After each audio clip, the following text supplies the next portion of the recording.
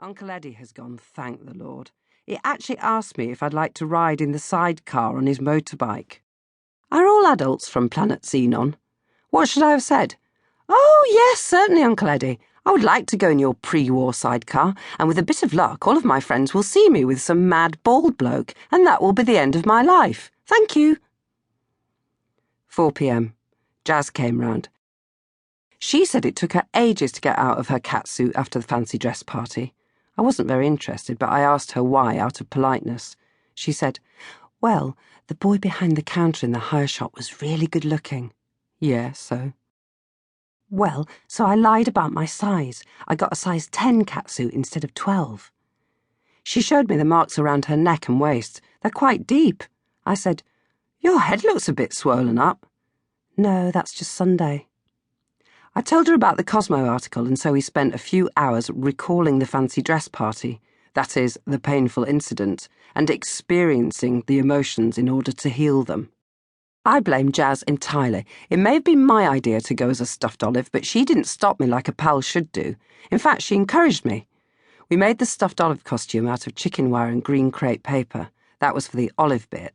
It had little shoulder straps to keep it up, and I wore a green t-shirt and green tights underneath. It was the stuffed bit that Jazz helped with mostly.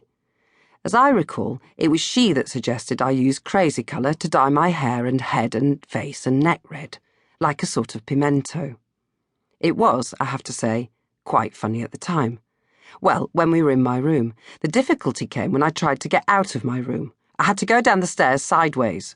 When I did get to the door, I had to go back and change my tights because my cat Angus had one of his Call of the Wilds episodes. He really is completely bonkers. We got him when we went on holiday to Loch Lomond. On the last day, I found him wandering around the garden of the guest house we were staying in. Tarry a Wee While, it was called. That should give you some idea of what the holiday was like. I should have guessed all was not entirely well in the cat department when I picked him up and he began savaging my cardigan. But he was such a lovely-looking kitten, all tabby and long-haired with huge yellow eyes. Even as a kitten he looked like a small dog. I begged and pleaded to take him home.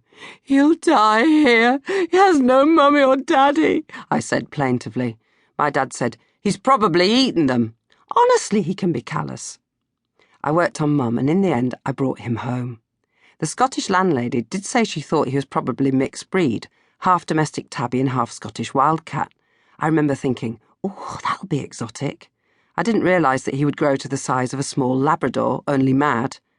I used to drag him around on a lead, but, as I explained to Mrs. Next Door, he ate it. Anyway, sometimes he hears the call of the Scottish Highlands.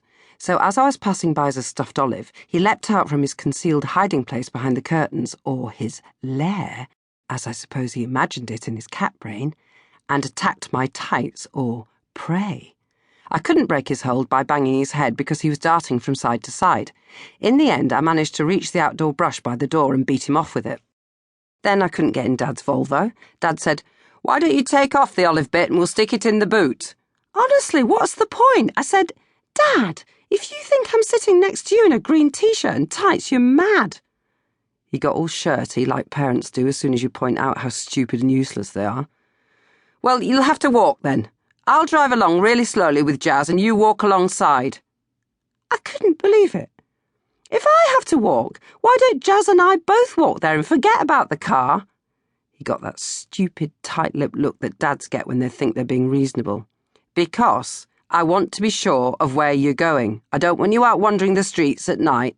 Unbelievable. I said, what would I be doing walking the streets at night as a stuffed olive? Gate-crashing cocktail parties? Jazz smirked, but Dad got all outraged parenty. Don't you speak to me like that, otherwise you won't go out at all. What is the point? When we did eventually get to the party, me walking next to Dad's Volvo driving at 5 miles an hour, I had a horrible time. Everyone laughed at first, but then more or less ignored me.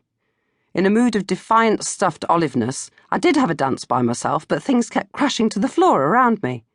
The host asked me if I would sit down. I had a go at that, but it was useless. In the end, I was at the gate for about an hour before Dad arrived, and I did stick the olive bit in the boot. We didn't speak on the way home. Jazz, on the other hand,